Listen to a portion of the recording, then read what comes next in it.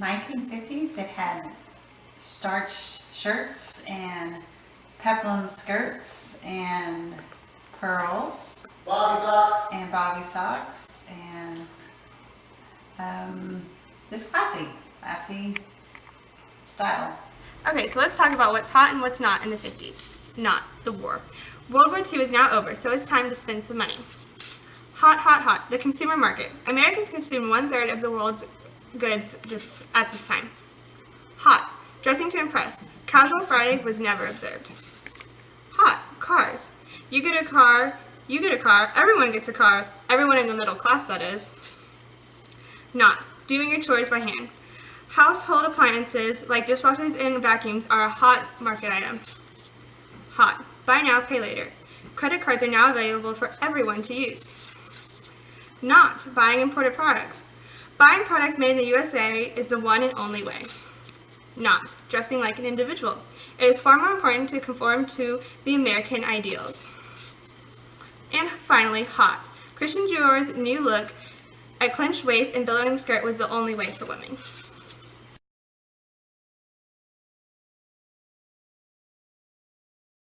You had Joseph McCarthy and the hearings around communists in the United States. You had the rise of the nuclear state with Soviet Union and the U.S.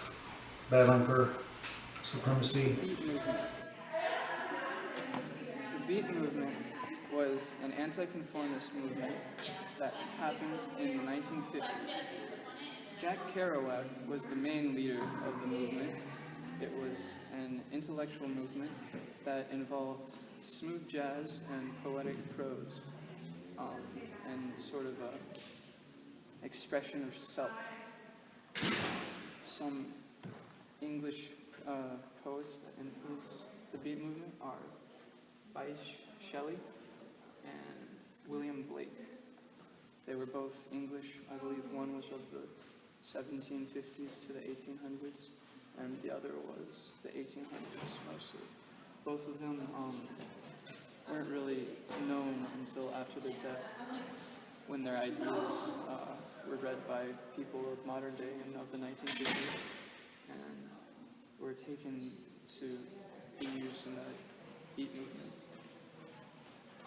Buddhism and other Eastern ideologies also influenced the Beat Movement quite a lot. They pushed for Buddhism pushed for the abandonment of objects and want to achieve happiness.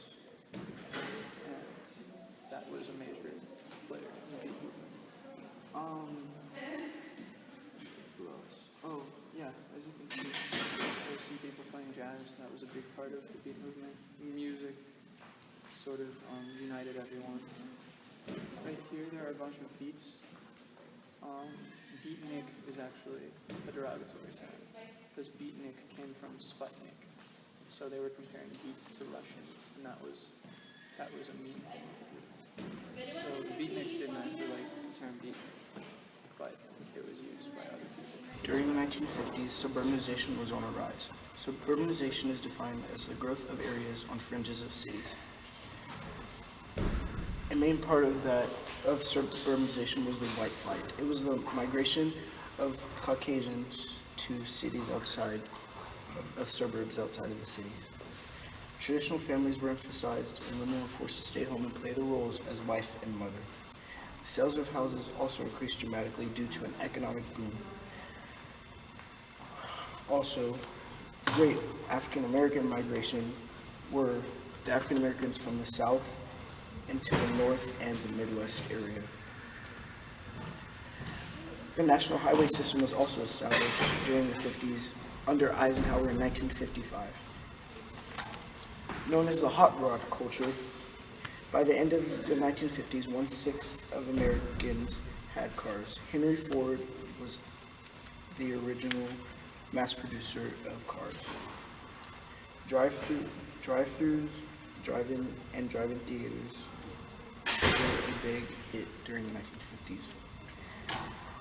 By 1958, more than 67 million cars, twice than at the start of the century were driven. NASCAR became huge, as well as drag races. The 1950s gave birth to the Corvette and engineering jobs.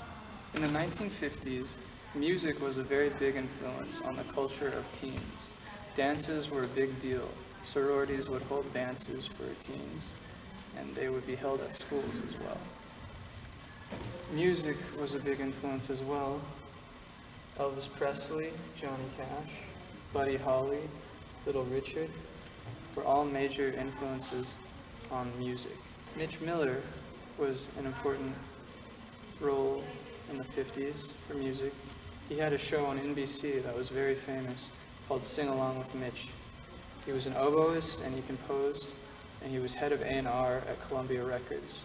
He made a lot of music. Elvis Presley's sound was mostly rock and roll, with a little bit of country in the undertones. Johnny Cash was mostly Western country music. Buddy Holly had a pop sound, popular for the 50s. Little Richard had a swing music style, rock and roll style. Right there, there's swing music, people with instruments playing music. In the 50s, television overtook radio as the main form of scripted entertainment.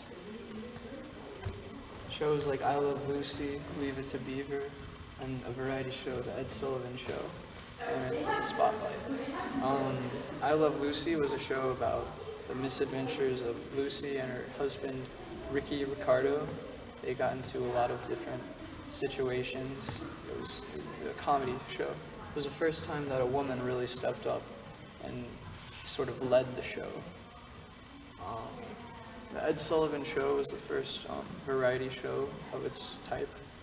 It aired from 1948 to 1971. That's 23 years. That's a very long time for such a show. And the David Letterman Show was filmed in the same studio that the Ed Sullivan Show was filmed in then. Leave It to Beaver was a show about a normal family, a working dad, a household mom who wouldn't really leave the house, and Little Beaver was the boy's name. He would always learn a lesson about life every episode. So yeah, that's some stuff from the 50s.